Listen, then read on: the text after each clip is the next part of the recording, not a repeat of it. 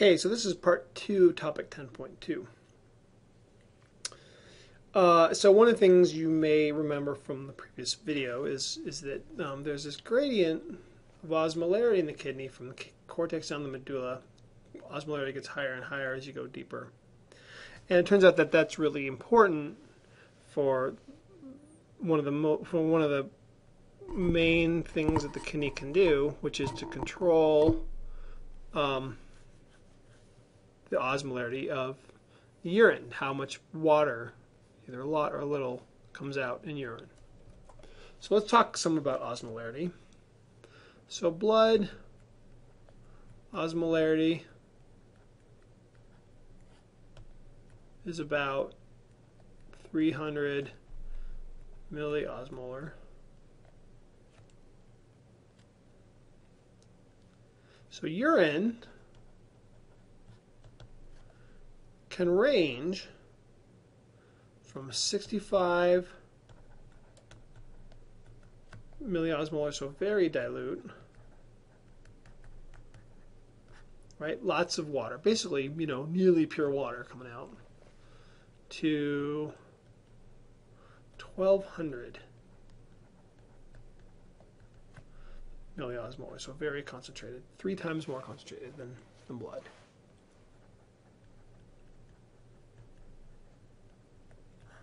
And this is really an amazing thing that the kidney can do. One of the most important things the kidney is able to do is to control how much water we excrete over quite a wide range. So if we're taking in a lot of water and we need to get rid of it, the kidney produces, basically makes the osmolarity of the urine go down so that you excrete more water when you urinate. And then if you're dehydrated, you need to retain as much water as possible. The kidney can make the urine very concentrated, very high osmolarity, basically absorb almost all the water out of the urine, or not almost all, but a lot of the water out of the urine, make the osmolarity quite high, much higher than blood. So if blood is 300, how does the kidney make urine go all the way down to 65 or all the way up to 1200?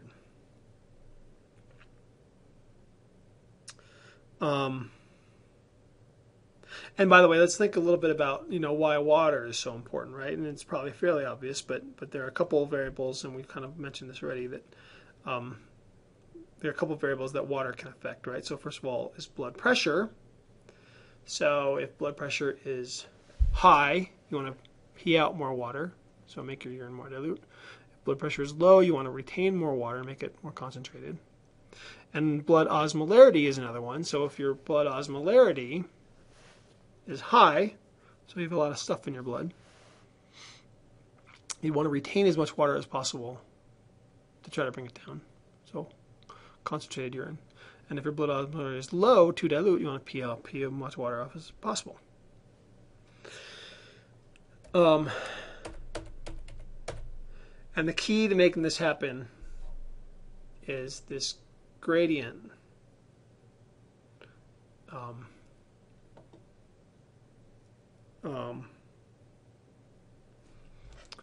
of osmolarity, lower in the cortex, higher in the medulla. So the term for this is the corticomedullary osmolarity gradient. Quite a mouthful.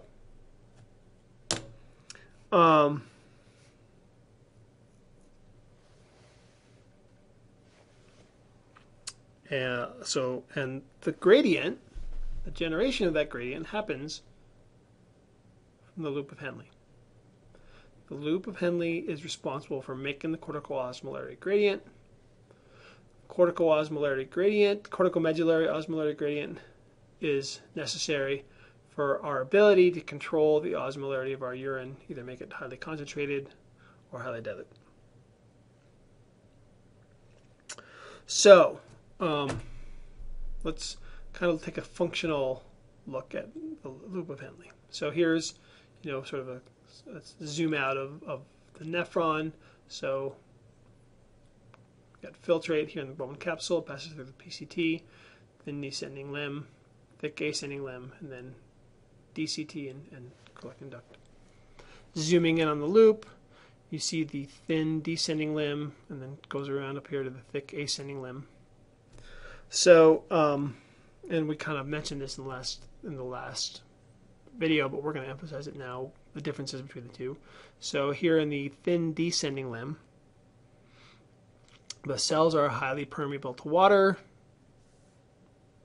but they don't pump out sodium.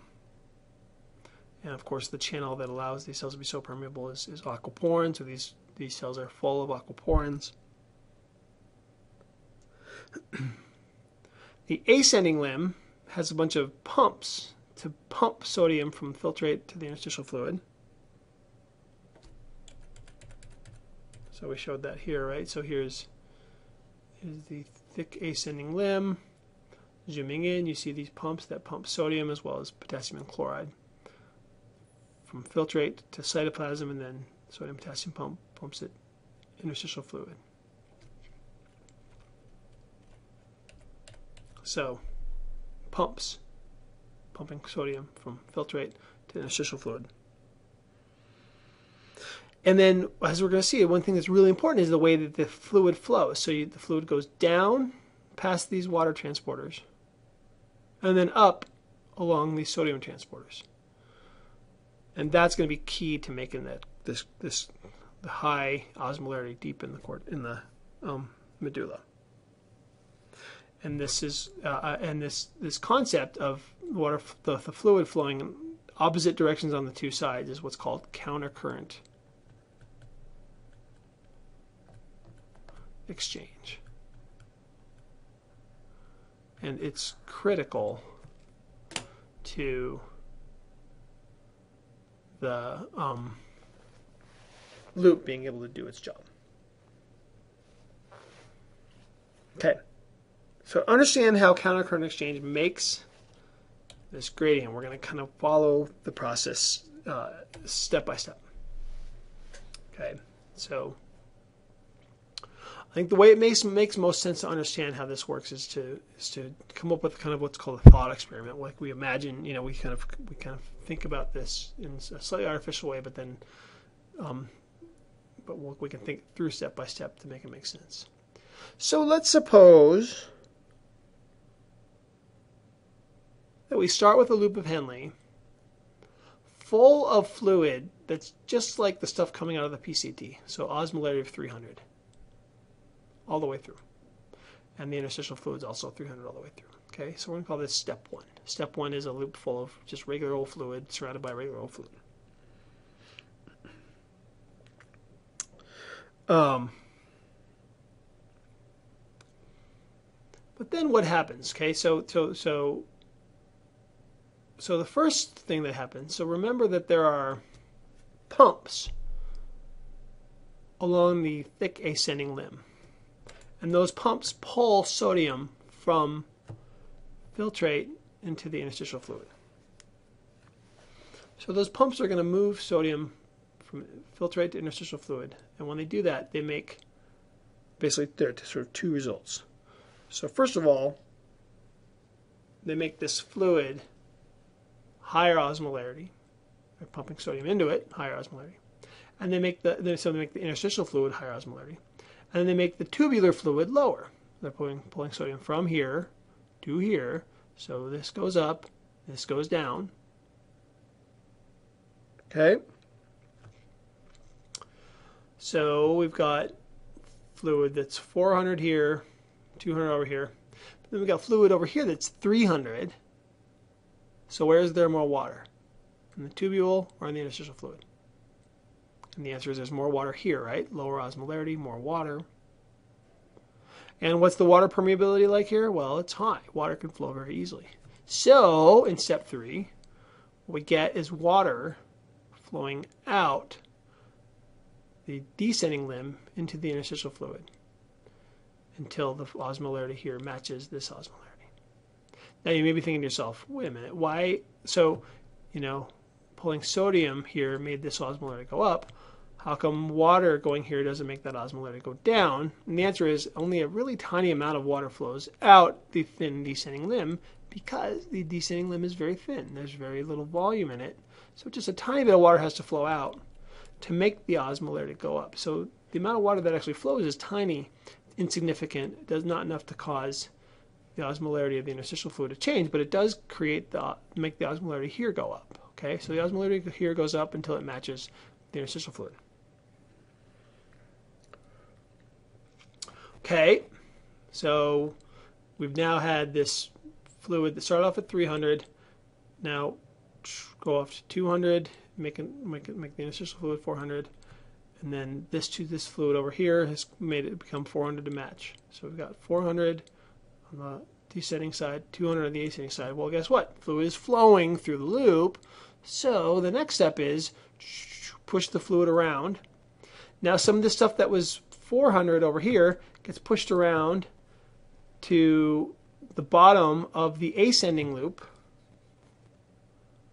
So now the bottom here part of the ascending loop has higher concentration of fluid. The stuff up here has lower concentration, and it's equal to the fluid in the interstitial space. Aha, but guess what? Come over here and these pumps start working again, right? So pumps say, ooh, I've been delivered some sodium. Let's pump it into the interstitial space. So these pumps start operating again. They pump the sodium into the interstitial space. And now this fluid that was 400 goes down to 300, and then the interstitial fluid now is going to go up to 500. Okay, so we've made this even more concentrated. And notice that it's more concentrated at the bottom than it was at the top, because here at the bottom it got delivered, right? The bottom part of the ascending limb got delivered high osmolarity fluid, got delivered a bunch of sodium, so it's got lots of sodium to pump out, a lot more than the ones up here do. So what are we starting to see? A difference. Lower osmolarity up here, higher osmolarity down there. Sounds like a gradient, maybe even a corticomedullary osmolarity gradient, right? So we're starting to see it. Okay, so we've pumped sodium out, made this 500, made this 300, but now we've got this stuff 500, we've got this stuff 400. Where is there more water, in the tubule or in the interstitial fluid? Answer is there's more water here. So I come to the next step and water comes out to match the surrounding fluid. So now this guy has osmolarity of 500, like the interstitial fluid. This guy over here has osmolarity of 300. Well, then that process is going to repeat again. This now has even more sodium concentration. It's going to flow around to the ascending limb. Going to provide a bunch more sodium over here. That sodium is going to get pumped out, make this concentration even higher, etc., etc., etc. Let that loop run for long enough, and you get our friend the corticoosmolarity gradient. Let's look at a movie of this actually that I think is kind of helpful in just reviewing those steps and watching it sort of in action. Functional distinctions between the descending and ascending limbs of the loops of Henle of juxtamedullary nephrons are critical to the establishment of the vertical osmotic gradient in the renal medulla. The descending limb is highly permeable to water and is the only segment of the tubule that does not actively extrude sodium chloride. The ascending limb actively transports sodium chloride out of the tubule and into the interstitial fluid. It is always impermeable to water, so salt leaves without water osmotically following along. Even though the flow of fluid is continuous through the loop of Henle, we will visualize what happens step by step. Before the gradient is established, the tubular fluid and medullary interstitial fluid are isotonic at 300 milliosmoles per liter.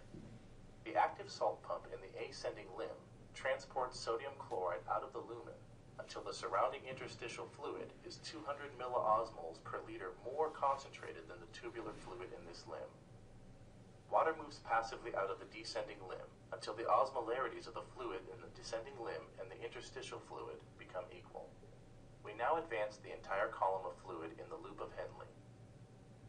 The ascending pump again transports sodium chloride out while water passively leaves the descending limb until a 200 milliosmol per liter difference is reestablished between the ascending limb and both the interstitial fluid and the ascending limb at each horizontal level. As the tubular fluid advances still further, the gradient is disrupted once again at all levels. Again, active active extrusion of sodium chloride from the ascending limb, coupled with the net diffusion of water out of the descending limb, reestablishes the 200 milliosmoles per liter gradient at all levels. As this process continues, the fluid in the descending limb becomes increasingly more hypertonic until it reaches a maximum concentration of 1,200 milliosmoles per liter at the bottom of the loop. Because the interstitial fluid always achieves equilibrium with the descending limb, a gradient is likewise established in the medullary interstitial fluid. In contrast, the concentration of the tubular fluid in the ascending limb progressively decreases as salt is pumped out and water is unable to follow. Note that even though the ascending limb pump can generate a gradient of only 200 milliosmoles per liter at each horizontal level, this effect is multiplied into a large vertical gradient because of the countercurrent flow within the loop.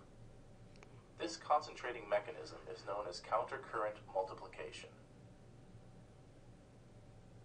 Okay, you can get that on my faculty website if you want to watch that again.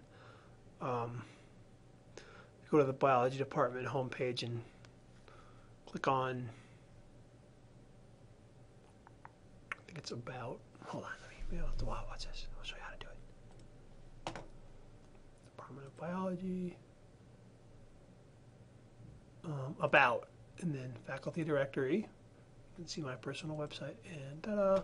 And so if you click on AMP2, you'll see links to this video if you want to watch it again. All right. So one of the things that actually I want to point out, it's a little bit of a nerdy thing, but hey, I'm not above that. That I want to point out about this process, and that the video kind of mentioned. So these cells of the ascending limb can pump sodium out into the interstitial fluid. So why not just have them pump sodium out until it's 1200 milliosmolar? What's the big deal about this countercurrent exchange, this countercurrent multiplier business? Hold on a minute.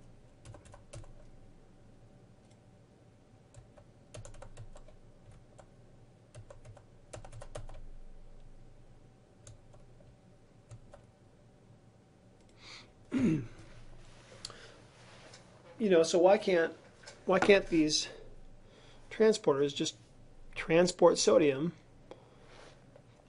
from the fluid that's 300 here until it's 1200 in the interstitial space, right? We need to make it be 1200 in the interstitial space. Why can't they just do that? Why? And you can maybe just have maybe more transporters here and less transporters here, kind of thing. And the answer is, if you wanted to take fluid that was 300 and transport sodium out until it was 1200, first of all, it's not, you can see that going from 3 up to 12 is increasing by 9, and you only have 3 to start with. But anyway, more to the point. So we're doing this by active transport, right? So it's secondary active transport of sodium from the tubule into the cell, and then plain old active transport from the cell out through the sodium-potassium pump. So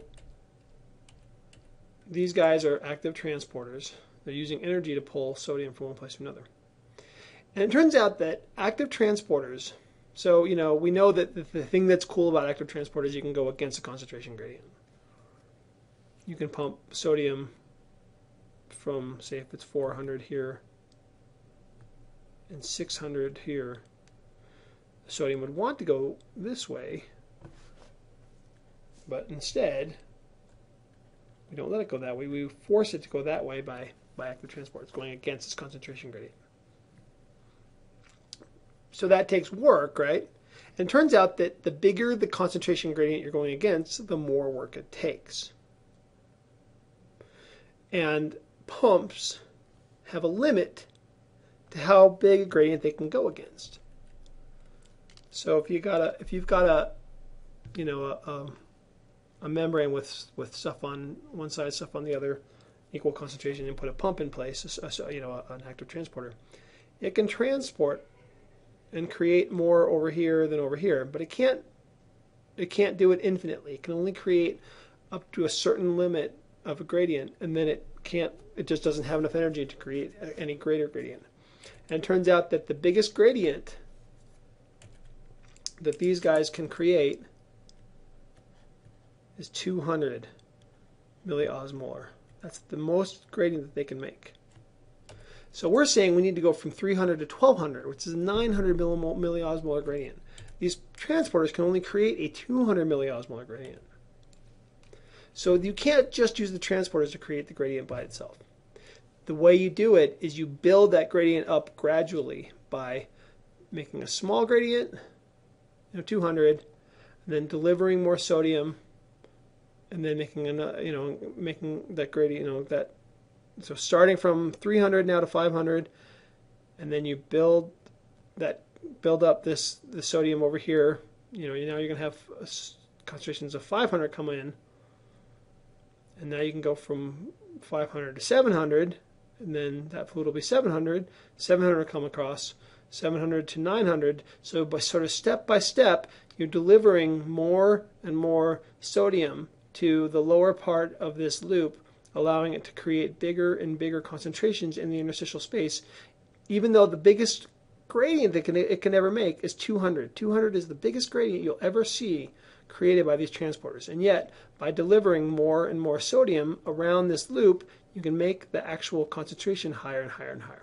This is where that countercurrent concept comes in. That's where that countercurrent multiplier or countercurrent exchange becomes so critical. You cannot create high enough gradients by just pulling the sodium out from a fluid of 300. You have to eventually build the concentration higher and higher and higher here so that you can pull more and more out. Okay? That's why the loop is built the way it is. That's why it has to be this counter current flow. Okay? And I think I'm gonna stop here.